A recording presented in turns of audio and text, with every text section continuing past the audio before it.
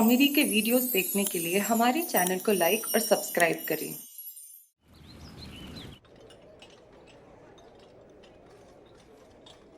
राज, बताओ ना क्या? ये गांठ क्यों मारी है मैंने? वंदना, चीजों को याद रखने के लिए अपने दुपट्टे में गांठ तुमने मारी है, मैंने नहीं। ओके, मैं चीजों को ना इस टू डू लिस्ट में ऐसे लिख लेता हूँ ताकि याद रहे। So get updated babes. Right, ये माँ ने आदत दी है मुझे। अब मम्मी को बीच में लाने की जरूरत नहीं, वैसे भी मैं बहुत मिस कर रहा हूँ। मैं भी मिस कर रही हूँ, पर मैं सुबह से याद करने की कोशिश कर रही हूँ कि गांठ क्यों मारी है। ऐसा कौन सा काम है जो मैं भूल गई हूँ? खाना खा लो, सब कुछ याद आ जाएगा। हेलो मुनमुन। हेलो। ये जी, ये एक्स्ट्रा प्लेट किस लिए है? पेट भर के खाइए सर, और जो नहीं खाना है वो इस प्लेट में रख दीजिए। अगर नहीं खाना है तो प्लेट में लेंगे क्यों? आज ज्ञान चिकित्सा बाद में कर लेना। चलो, पीछे भी लोग खड़े हैं ना। स्ट्रेंज है ना?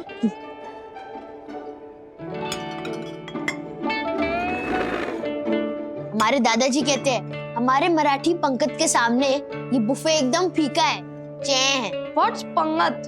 ये पंगत क्या होता है? डैडी आप बताइए ना। पंगत? अरे ओहो, क्या दिन थे वो बंधु, है ना?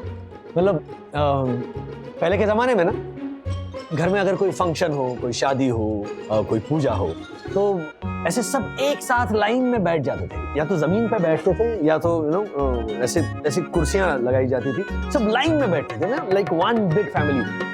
जो सर्व करने वाले होते थे ना, वो ऐसे स्टील की बाल्टियों में दाल और चावल और सब्जी लेकर आ रही है। और एक चीज होती है जिसपे ऐसे 4 बोल्स होते हैं, उसमें चटनियां होती है, उसमें कुचुम्बर होता है, तो ऐसे सर्व करते थे। तो हम लोग कहते थे कि दाल दाल, चावल चावल, तो फिर वहां से वो दौड़ कर आते थे, सर्व करते थे। It used to be so fun. और ये तो घर की बात कर रहा हूँ, वैसे तो हजार लोगों की ऐसी पंगत बैठती थी। सो एक साथ खाना खाना, दैट इज कॉल्ड पंगत। वाओ। अच्छा, इतना ही नहीं, पंगत में मिठाई खाने का कंपटीशन होता था। लड्डू खाओ, जलेबी खाओ। खाने का कंपटीशन? Really cool. और डैडी, कंपटीशन का लॉजिक क्या था? एंटरटेनमेंट। पहले सबके पास ये छोटे छोटे टीवी नहीं होते थे ना, तो एंटरटेनमेंट के लिए कम्युनिटी लिविंग में ऐसे ही जरिए निकाले जाते थे। ऑल्सो आज कैसे कि एक गली में काफी सारी मिठाई की दुकानें होती थी, उन दोनों में ऐसे नहीं होता था। एक आध मिठाई की दुकान होती थी, कभी कभार मिठाई मिलती थी, तो मतलब मजे के साथ साथ थोड़ी मस्ती। मुझे याद है विद्युत, अथर्व, ऐसी एक पंगत में मैंने 20 कटोरी आमरस खाया था। और गुलाब जामुन तो पूछो ही मत। महेश डोंगरे की शादी में, मेरा दोस्त महेश डोंगरे, हम सब दोस्तों ने मिलकर मतलब इतने गुलाब जामुन खाए ना, सबके पेट खराब हुए थे अगले दिन। चल लगाए खाने का कंपटीशन। ब्रो, आज मंगलवार है, मैं मंगलवार को कंपटीशन से या झगड़ा नहीं करता। चल डरपोक। अच्छा चल लगाते हैं, देखते हैं कौन सबसे ज्यादा गुलाब जामुन खाएगा। ओके। मुनमुन दीदी। ओहो, वाह वाह। Come on, come on. 3, 2, 1, go. अरे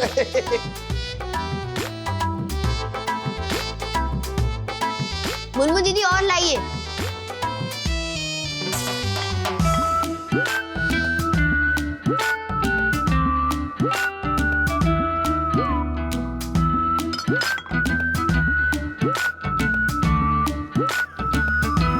देखो भाई, हमारे जमाने में हमारा हाजमा कितना स्ट्रांग होता था। I don't know. खा लो, खाओ खाओ। मम्मा बहुत हो गया शुगर। ओके, चलो टाइम अप, टाइम अप। बस दोनों ने 5-5 खा लिया तो मैच टाई हो गया राजेश भाई। नहीं, मैच तो टाई हो गया है, लेकिन भूख की टाइट है, फिस हो गई होगी, है ना? अब इतना जो प्लेट में लेके रखा है वो कौन खाएगा? अरे राजेश भाई, खाने दो, जितना खाना ना उतना खाएंगे, बाकी फेंक देंगे। अरे नहीं। अरे मुन्नू जी, क्या कर रहे हैं आप? और एक्स्ट्रा क्यों लेकर आए? नहीं खाएंगे बच्चे, आप ले जाइए प्लीज। जी जी। थैंक यू, चलो इनफ। हाँ, यम प्लीज कम, खाना खाओ। यम यम। अरे यामिनी भाभी, आज लेट हो गई आप। एक्चुअली दक ने मुझे एक नए नाटक का आइडिया दिया था, तो उसके ऊपर ब्रेनस्टॉर्मिंग कर रही थी। कुछ लाऊं तुम्हारे लिए बंधु? अरे राजेश भाई, बहुत ही ओरिजिनल और जबरदस्त आइडिया है यम के नए प्ले का। अरे वाह यामिनी भाभी। जर्रे नवाजी का शुक्रिया वंदना बहन।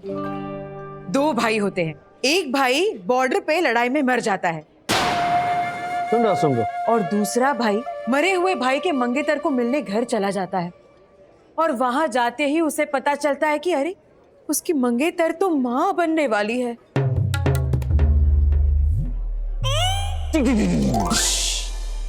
ऐसे बनेगी माँ? यस। और वंदना भाभी पता है दूसरा भाई क्या करता है? वो महानुभव सज्जन पुरुष अपनी महबूबा को छोड़कर उसके साथ अपने पहले मरे हुए भाई के मंगेतर के साथ शादी मनाता है। सच ओरिजिनल थॉट। इसमें यामिनी भाभी मुझे ऐसा लगता है अगर एक गाना आ जाए ना, कौन सा? मतलब सिचुएशन है, देखिए वो अरे सोने की थाली में जौना परोसा है गोरी का खाए गोरी का यार बलम तर से रंग भर से होली है। ये गाना बहुत सही है इसमें। Yes actually. राजेश भाई, ये तो सिलसिला, सेम स्टोरी। टक्कू, क्या कॉपीकैट वाले आइडिया देते हो तुम मुझे? बाबा लोग, ये सब ठंडा हो गया होगा, ये मत खाना। ये लो, मैं लेके आई हूँ एकदम गर्मा गर्म। Have this. अरे खाओ खाओ, शर्मा मत। मुनमुन, आपका प्यार ठीक है लेकिन बच्चे नहीं खाएंगे, खामखा वेस्ट करेंगे खाना, है ना? ऑलरेडी गुलाब जाम खाकर अजगर हो गए दोनों। नो सर, हमारे वहाँ नो वेस्टेज पॉलिसी है। ये खाना कोई वेस्ट नहीं होगा। बाकी जो सब होगा ना वो हमारे स्टाफ में एडजस्ट हो जाएगा।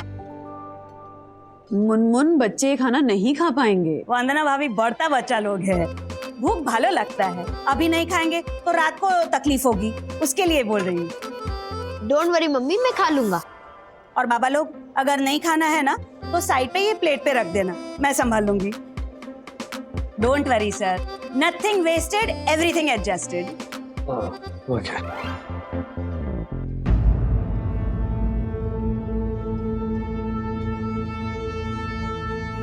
एक बहुत बड़ा स्मगलर घायल हो जाता है और इंस्पेक्टर को याद आता है कि गांव में एक आदमी है जो इस स्मगलर का हमशक्ल है।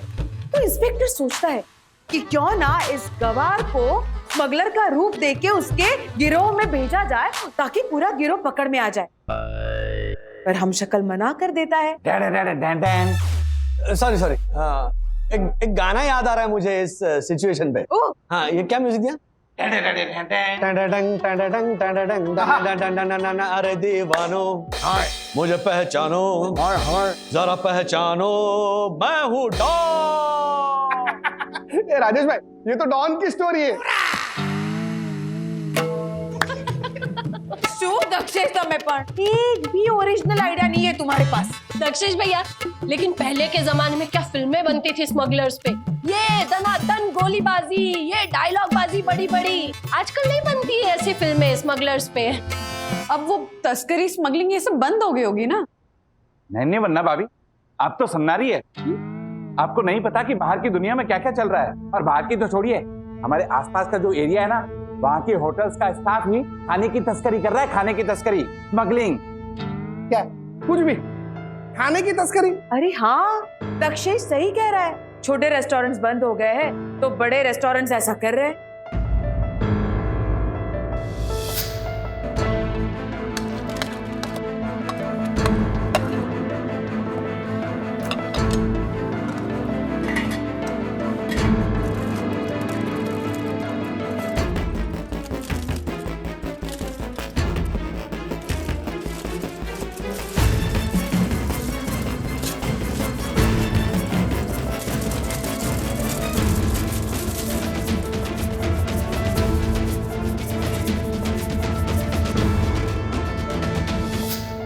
My God.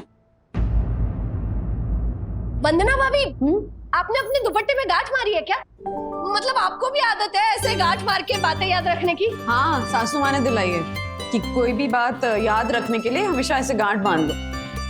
तो क्या राज है इस गांठ का? राज इस गांठ का? कमाल की बात है ना, कि बात याद रखने के लिए गांठ मारी, लेकिन बात क्या थी यही याद नहीं है।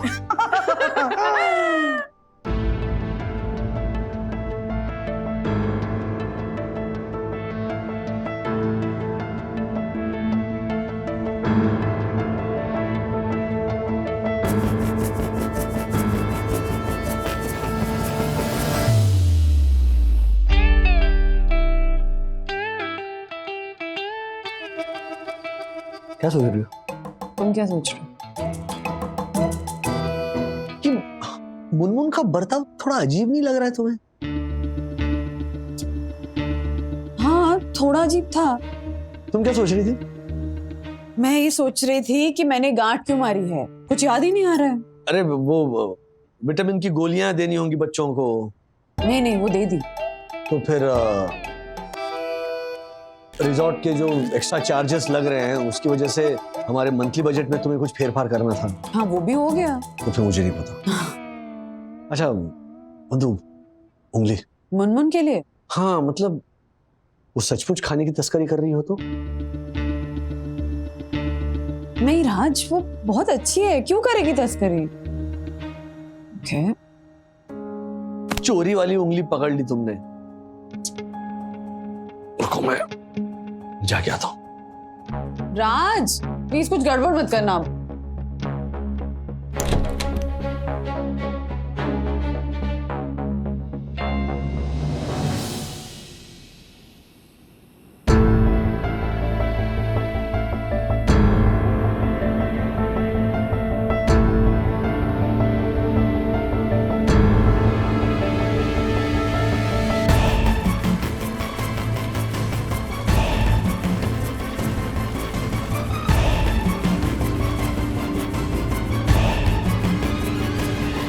रुक जाओ।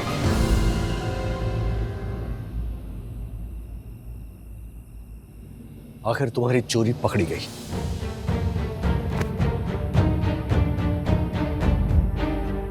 तुम मुनमुन, ये सब क्या है?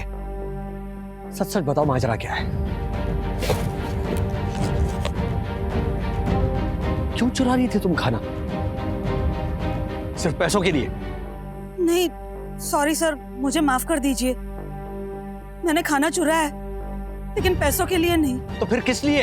एक्चुअली यहाँ पे पास में एक मजदूरों की टेम्पररी बस्ती है, वो रोड की मरम्मत करते हैं ना। अभी वो लॉकडाउन की वजह से उनका सारा काम बंद हो गया, सारी आमदनी उनकी रुक गई। उनका ठेकेदार भी उनको छोड़कर भाग गया। अभी उनके पास ना राशन है ना पैसा है। बस ऐसे थोड़ा खाने के लिए कुछ मिल जाए, उसके लिए मैं बचा बचा कर खाना लेके जाती हूँ उनके लिए।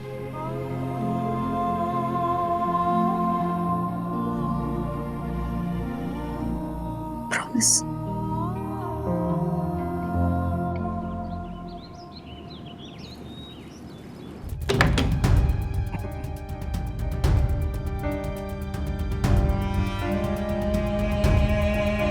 बोलिए राजेश भाई, भोलेपन की भी एक हद होती है। इस मुनमुन ने बोला और आपने मान भी लिया। देखो भाई, मैं अपनी आंखों से देखकर आ रहा हूं उन मजदूरों को और उनकी हालत को, और जो मैंने देखा मेरे लिए वही सच है। डक्कू भाई, इस बेचारी को झूठ बोलकर क्या मिलेगा? क्या जरूरत क्या है इसको खाना चुराने की? वरना भाभी ये खाने की तस्करी करती है। इसकी रिपोर्ट तो मैं नैवेद्य से करूंगा ही। खाने की तस्करी के अलावा और भी कोई नया क्राइम ढूंढा है आपने दक्कू भाई? और क्या सबूत है आपके पास कि मुनमुन चोरी करती है? हाँ? अरे वरना अभी ये झालर यहाँ पर भी ऐसे कोने कोने में नजर गड़ाए रखता है। Oh my God, oh my God.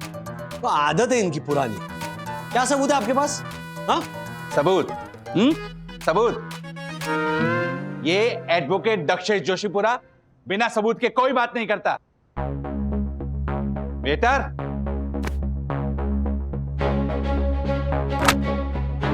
ये रहा सबूत। ये क्या है दक्कू भाई? ये आपकी लाडली मुनमुन का बैग है। इसे बोलिए, इसे खोले। मुनमुन प्लीज।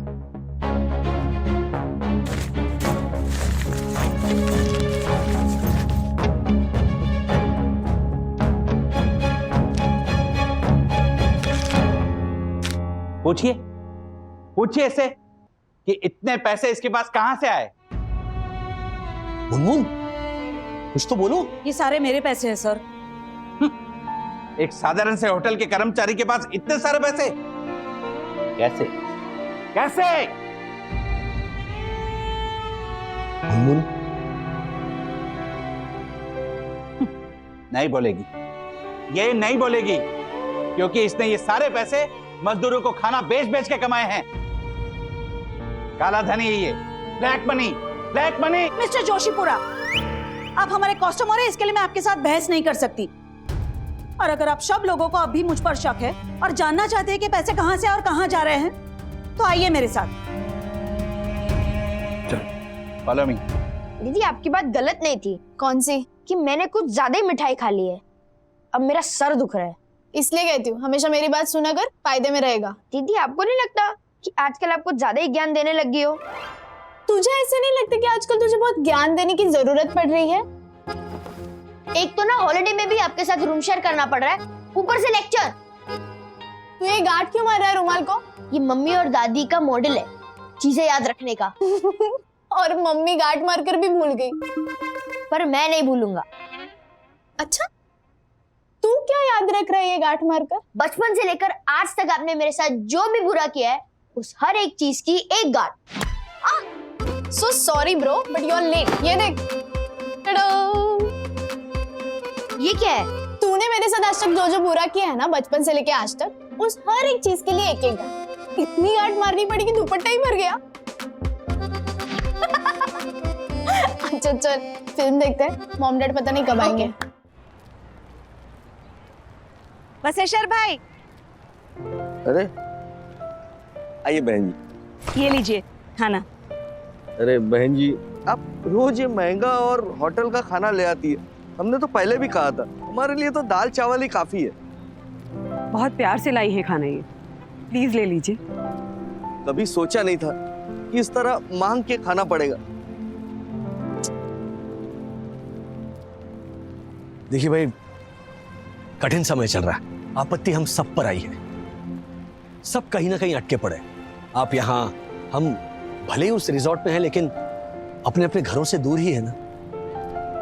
प्लीज प्लीज खा लीजिए आप। मिस मुनमुन, ये मेलोड्रामेटिक सीन दिखाने के लिए हमें यहाँ बुलाया?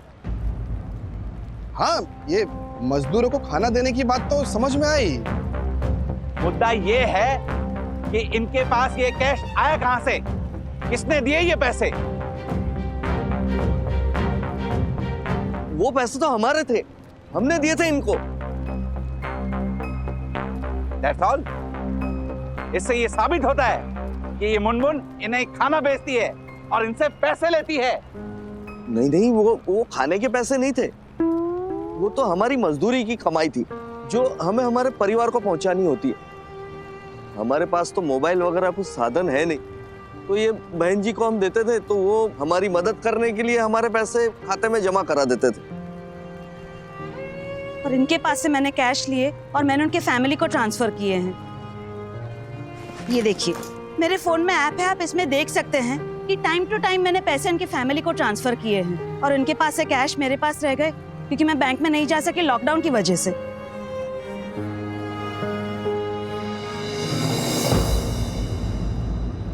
अब आपकी क्या राय है आदरणीय जोशीपुरा जी?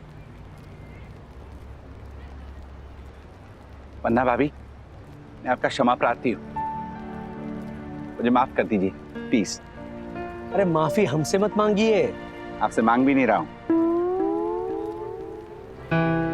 माफी वंदना भाभी से भी मत मांगिए, मुनमुन से मांगिए, जिसको आपने इतना भला बुरा कहा जबकि वो सिर्फ इन जरूरतमंदों की मदद कर रही थी।